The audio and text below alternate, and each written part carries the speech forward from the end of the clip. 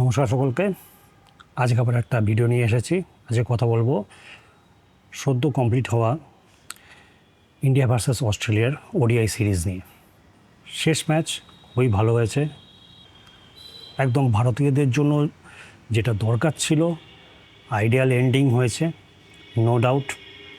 দুজন স্টলওয়ার্ডস রোহিত শর্মা আর বিরাট কোহলির এন্ডিং দুর্দান্ত হয়েছে, যাকে বলা যায় মধুরেণ সমাপয়েত। কিন্তু যেটা রেকর্ডে লেখা থাকবে সেটা হচ্ছে গিয়ে অস্ট্রেলিয়া এই সিরিজ 2-1 জিতেছে। এবারে আমি আর কি 3টে পয়েন্ট এখানে উঠাবো। সেই 3টে পয়েন্ট হচ্ছে গিয়ে আমার আর কি ব্যক্তিগত ধারণা, যেগুলো করা উচিত ছিল, তাহলে হয়তো এই সিরিজটার ফলাফল একটু অন্যরকমও হতে পারত। প্রথমেই বলে দিই, প্রথম পয়েন্টে আসা যাক। প্রথম পয়েন্ট হচ্ছে গিয়ে ওয়েস্ট ইন্ডিজের বিরুদ্ধে সিরিজ।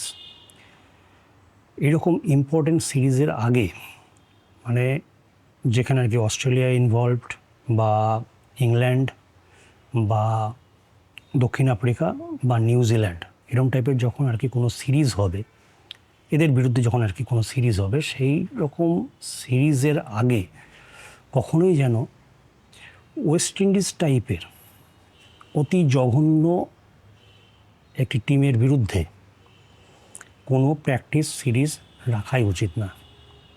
এই ভারত বনাম অস্ট্রেলিয়া সিরিজের আগেই জাস্ট কনক্লুড হয়েছে ওয়েস্ট ইন্ডিজ বনাম ভারত সিরিজটা। এটা কিন্তু এখানে কোনো রকম দরকার ছিল না।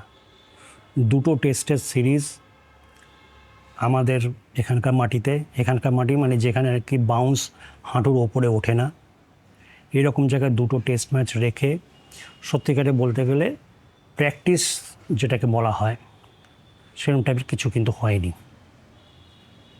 ওয়েস্ট ইন্ডিজ একটি জঘন্য টিম।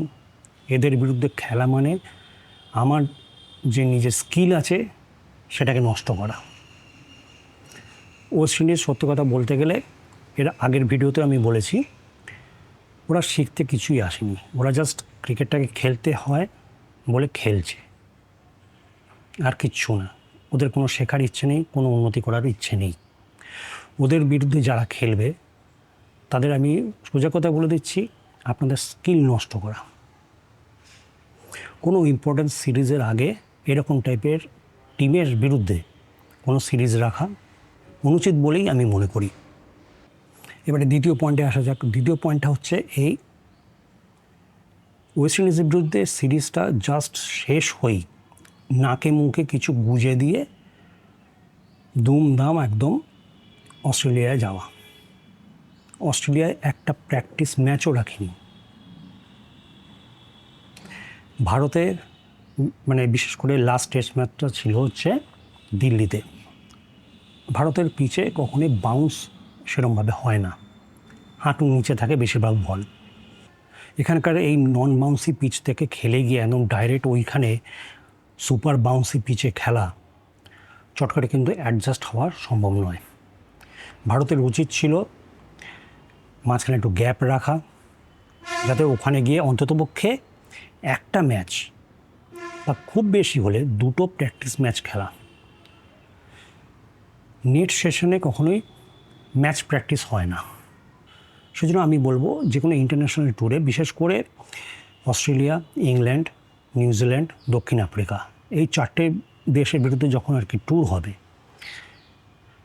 তখন যেন প্র্যাকটিস ম্যাচ রাখা হয়। না হলে সেখানকার কন্ডিশনের সাথে খাপ খেতে খেতেই কিন্তু 2-3টে ম্যাচ বেরিয়ে যাবে, যেটা এখানে হয়েছে। ওখানকার কন্ডিশনের সাথে মানে অ্যাডজাস্ট করতে করতেই দুখানা ম্যাচ কিন্তু ভারত হেরে গেল, প্রথম দুখানা ম্যাচ। তৃতীয় ম্যাচে যতক্ষণে আর কি ভারত খেললো, সিরিজ কিন্তু ডিসাইড হয়ে গেছে। এবারে আসি থার্ড পয়েন্টে। থার্ড পয়েন্ট হচ্ছে কি, আপনি যতই বড়ই আর কি সেলিব্রিটি হন না কেন, যত বড়ই কিংবদন্তি হন না কেন, যত বড়ই হনু হন না কেন, ম্যাচ প্র্যাকটিস অত্যন্ত দরকার। প্রথম দুটো ম্যাচে আমরা দেখেছি বিরাট কোহলি এবং রোহিত শর্মা দুজনেই কিন্তু খেলতে গিয়ে যথেষ্ট তাদের বেগ পেতে হয়েছে। তারা তো গত বেশ কয়েক মাস ধরে কোনো রকমভাবেই কোনো ম্যাচ প্র্যাকটিসের সাথে আর কি যুক্ত নেই। রোহিতের উচিত ছিল যে অন্ততপক্ষে ডোমেস্টিক ক্রিকেটে কিছু ম্যাচ খেলা, আর বিরাটের উচিত ছিল, যেহেতু ও ইংল্যান্ডে থাকে এখন, অন্ততপক্ষে কাউন্টি ক্রিকেট তো কিছু খেলতে পারতো এর মধ্যে, তাহলে আর কি ম্যাচ প্র্যাকটিসের মধ্যে থাকতো।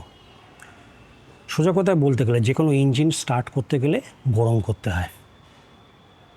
এখানে ওরা কিন্তু গরম করার কোনো টাইমই পায়নি। নেট প্র্যাকটিসে কিচ্ছু হয় না, সোজা কথা। সেই জন্য এখনও বলবো যে যত বড়ই আর কি লেজেন্ড হোক না কেন, ম্যাচ প্র্যাকটিসে থাকা অত্যন্ত জরুরি। এই যে লাস্ট ম্যাচে এরা ভালো খেললো, এরপরে এখন সকলেই বলছে যে 2027 ওয়ার্ল্ড কাপ অবধি, মানে ক্রিকেটের ওয়ার্ল্ড কাপ অবধি এদেরকে নিয়ে যাওয়া। আমি বলবো ম্যাচ প্র্যাকটিসে যেন এরা থাকে, এরা অন্ততপক্ষে ডোমেস্টিক বা কাউন্টি ক্রিকেট অন্তত খেলুক, কন্টিনিউ রাখুক। তারপরে এরা যা পারফরমেন্স করবে ওডিআইতে, এর মাঝখানে মানে 2027 ক্রিকেট ওয়ার্ল্ড কাপের মাঝখানে যতগুলো ওয়ানডে আছে সেগুলো খেলুক। তাতে ওদের যা পারফরমেন্স সেই অনুযায়ী সেটা দেখে 27 বিশ্বকাপে ওদের নাম নিয়ে বিবেচনা করুক। তাহলে ভিডিও এখানেই শেষ করছি, আবার দেখা হবে। নমস্কার।